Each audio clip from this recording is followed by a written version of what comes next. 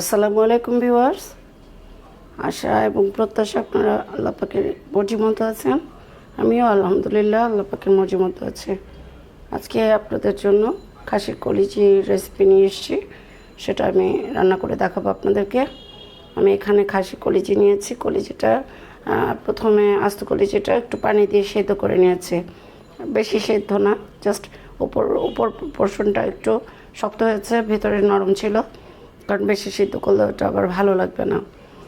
আর আপনার সিদ্ধ করে নিয়ে কাটলে সুবিধা আছে, কাটতে সুবিধা হয়। আর যদি কাঁচাটাই কাটতে যান তাহলে বোঝা যায় না যে কোনটা ফেলতে হবে কোনটা রাখতে হবে। সিদ্ধ করে নিলে মাশাআল্লাহ ভালো বোঝা যায়।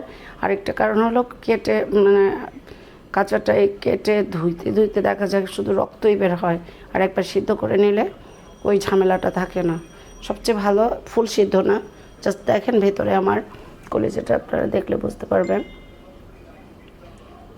এই যে দেখেন ভেতরে কাঁচা, বাড়ির লেয়ারটা একটু শক্ত হয়েছে। এভাবে আপনারা সিদ্ধ করে নেবেন। আমি দুই প্রসেসে রান্না করব, কিন্তু আজকে একটা প্রসেস দেখাবো। সেটা হলো আমি যেভাবে নর্মাল ওয়েতে যেভাবে কষায় পেঁয়াজ দিয়ে সব কিছু দিয়ে সেভাবে আমি কষিয়ে রান্না করব। আরেকদিন দেখাবো মাখিয়ে একবারে বসিয়ে দেব মরিচ এবং পেঁয়াজ বাদে, গুঁড়া মরিচ আর পেঁয়াজ বাদে আর তেল বাদে সব কিছু মাখিয়ে একবারে বসিয়ে দেব।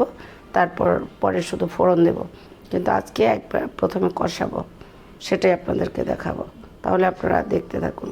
আর যদি নতুন হয়ে থাকেন তাহলে চ্যানেলটা সাবস্ক্রাইব করে দেবেন, বেল আইকনটা বাজিয়ে দেবেন, তাহলে পরবর্তী ভিডিওর নোটিফিকেশন আপনাদের কাছে চলে আসবে। আর যারা পুরনো সদস্য আছেন আমার এই পরিবারে, তাদের জন্য অনেক অনেক শুভকামনা। তাহলে আমি আমার রান্না শুরু করি। ভিউয়ার্স, আমি এখানে তেল দিয়ে দিচ্ছি। কড়াইটা গরমে ছিল।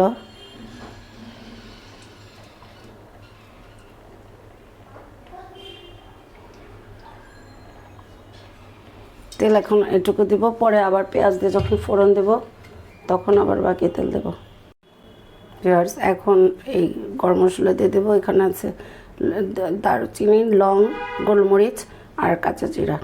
এখানে 6-7টা আছে গোলমরিচ, 6-7টা লং আর ছোট ছোট টুকরা। আর আপনাদেরকে মনে হয় আদা রসুন দেখায়নি, তখন পরে দেখাবো বলে তাড়াতাড়ি ওগুলো দেখিয়েছি। এখানে আদা রসুন প্রায় হাফ কাপ, আর এখানে রসুন বাটা আছে, পেঁয়াজ বাটা আছে, এটা আমি আগেই দেব। প্রথমে আমি এটার মধ্যে পেঁয়াজ ছেড়ে দেব, তারপরে এই রসুন বাটা পেঁয়াজ বাটাও ছেড়ে দেব।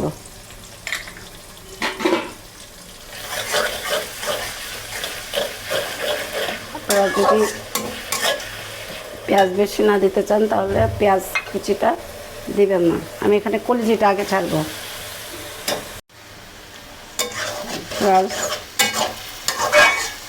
কিছুক্ষণ কষিয়ে নিয়েছি। এখন আমি এটার মধ্যে আদা রসুন ছেড়ে দেব, হাফ কাপ পরিমাণ।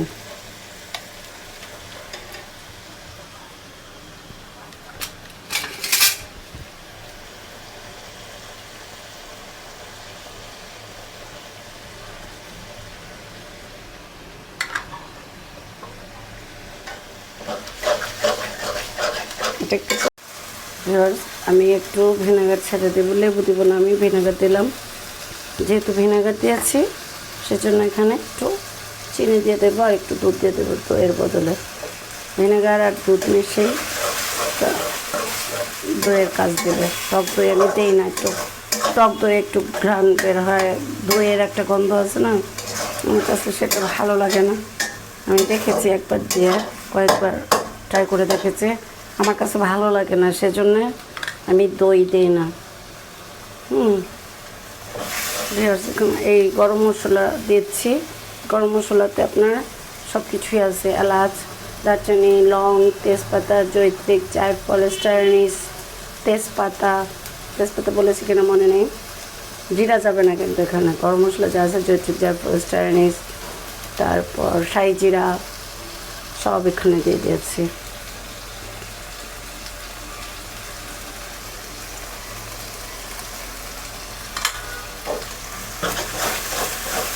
কুচাবো, তারপরে হলুদ মরিচ লবণ ধনে গুঁড়া সব দিয়ে দেব।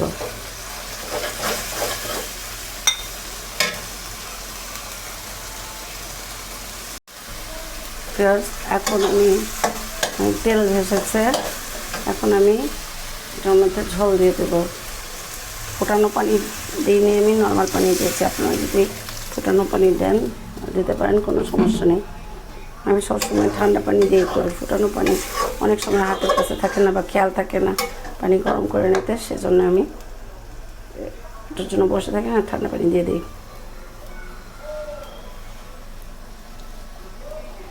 লবণ আরেকটু দেব। আচ্ছা ভিউয়ার্স, আমার পেঁয়াজের সাথে রসুন পেস্ট দেওয়ার কথা ছিল, খুব সময় তো দিয়েছিলাম, তারপর আরেকটু দিয়ে দিই, কারণ কলিজির একটা গন্ধ আছে না, সেটার জন্য রসুন যদি বেশি পড়ে সমস্যা নেই, রসুন আরেকটু দিয়ে দিলাম। আর এখানে একটু গোলাপ জল দিয়ে দিই। গোলাপ জলের যে একটা কী বলে, এটার যে খাসির মাংসের যে কলিজির একটা গন্ধ আছে, সেই জন্য আমি একটু গোলাপ জল দিয়ে দিলাম। আর দিয়ে দেবো তেজপাতা। এই তেজপাতা দিয়ে দিলাম। এখন এটাকে আপনারা যদি মনে করেন যে চুলার সামনে অনেকক্ষণ থাকবেন না, তাহলে এইটার তলায় তাওয়া বসিয়ে দিবেন, ওর মতো করেও বলবে। হ্যাঁ, আর যদি মনে করেন যে না আবার এসে দেখবেন, যেমন আমি এখন এটাকে তাওয়া বসিয়ে আমি একটু অন্য কাজ সারবো, কারণ সেজন্য তাওয়া বসিয়ে দিচ্ছি, তাহলে ভয় থাকবে না পুড়ে যাবার বা লেগে যাবার ভয় থাকবে না। জালটা মিডিয়াম লো করে দেবো, পরে বাড়াবো। তাওয়া বসিয়ে দিলাম, এখন আমি এটা ঢেকে দেব। ভিউয়ার্স, আধা ঘন্টার মতো হবে আমি রেখে গিয়েছিলাম তাওয়াতে বসিয়ে মিডিয়াম লোতে। মশলা পানি শুকিয়ে গেছে, মাঝখানে একটু নাড়া দিতে হয়েছে, একদম শুকিয়ে গেছে। একটু খেয়াল যদি না করেন তাহলে কিন্তু নিচে লেগে যাবে, পুড়ে যাবে। সেটার পুড়ে যাওয়া তরকারির ঘ্রাণ কিন্তু অন্যরকম হয়। ভিউয়ার্স, আমি একটা মিনি ফ্রাই প্যান বসিয়েছি, এটার মধ্যে আমি ওই যে পেঁয়াজটা ফোড়ন দেব। আপনার প্রথমে একটু তেল দিয়ে নিই, খুব বেশি দেব না, তারপরেও কম না। এই তো পেঁয়াজ আমি দিয়ে দিচ্ছি, পেঁয়াজ ফোড়ন দেব।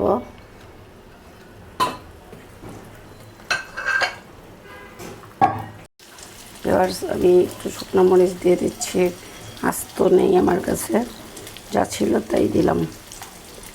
শুকনো মরিচ, টালা শুকনো মরিচ। এটা এখন শুধু নাড়াচাড়া করা ছাড়া আর কোনো কাজ নেই। বেরেস্তাটা একটু হবে। আপনারা আবার এত মিনি ফ্রাই প্যানে দিতে চান না, আপনাদের যেটা আছে কড়াইটা সেটার মধ্যে দিবেন। এত ছোটোটা নাড়তে আপনাদের কষ্ট হবে, আমার শখ হয়েছে তাই এটা নিয়েছি। আমার বর ডিম পোচ করার জন্য এনেছে। এটা কিছুক্ষণ হবে, হ্যাঁ, একটু বাদামি বাদামি হয়ে গেলে ওটা আমি ছেড়ে দেবো ওখানে। এবার মোটামুটি হয়ে গিয়েছে, আরও বাদামি করার প্রয়োজনে মুজে গিয়েছে এবং মাশাআল্লাহ ভালো হয়েছে।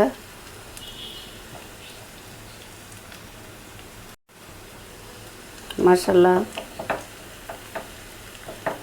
ভালো হয়েছে, খারাপ হয়নি, এটুকু হলেই চলবে। এখন আমি কড়াইটার মধ্যে এই পেঁয়াজগুলো দিয়ে দেব। কড়াইটা বসিয়ে নিলাম, এখন এই পেঁয়াজটা ঢেলে দেব। আর একটু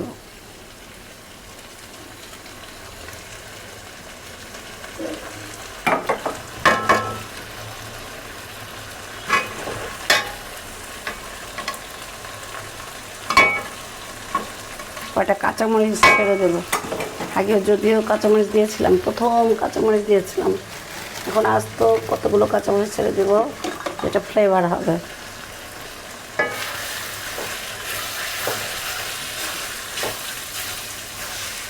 আপনারা যদি আরও তেল দিতে চান দিতে পারবেন। আর ঝোল দিব না, কারণ মাখা মাখা হবে এটা।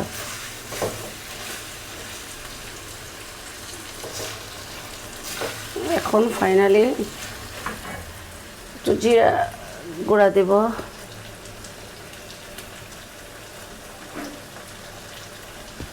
জিরা গুঁড়া দিয়ে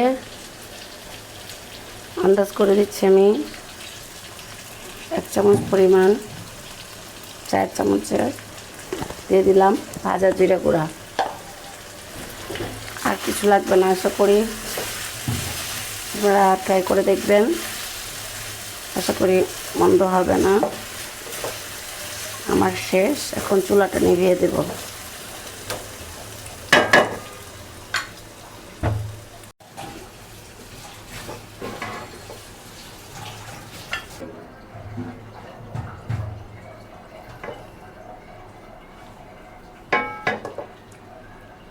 ভিউয়ার্স, হয়ে গেল আমার খাসির কলিজি ভুনা। আপনারা ট্রাই করে দেখবেন, আশা করি মন্দ লাগবে না, ভালোই লাগবে। আর যদি ভালো লেগে থাকে তাহলে আমার চ্যানেলটা সাবস্ক্রাইব করে দেবেন এবং বেল আইকনটা চাপিয়ে দেবেন, তাহলে পরবর্তী যে ভিডিওগুলো আছে, রেসিপিগুলো আছে, আপনাদের কাছে সেই নোটিফিকেশন চলে আসবে এবং আপনারা দেখতে পারবেন। আর যারা পুরনো তাদের জন্য অনেক অনেক দোয়া এবং ভালোবাসা। তাহলে আপনারা ট্রাই করে দেখবেন। আর কোনো কিছু জানা থাকলে আমাকে কমেন্টস বক্সে জানাবেন। আমি চেষ্টা করব আপনাদেরকে যতটুকু জানি আমার জ্ঞান আপনাদের কাছে বিলিয়ে দিতে। আর আপনারা ভালো থাকবেন, সুস্থ থাকবেন, আমার জন্য দোয়া করবেন। আপনাদের সবার জন্য অনেক অনেক দোয়া এবং ভালোবাসা। ভালো থাকবেন। ফি আমানিল্লাহ। আসসালামু আলাইকুম।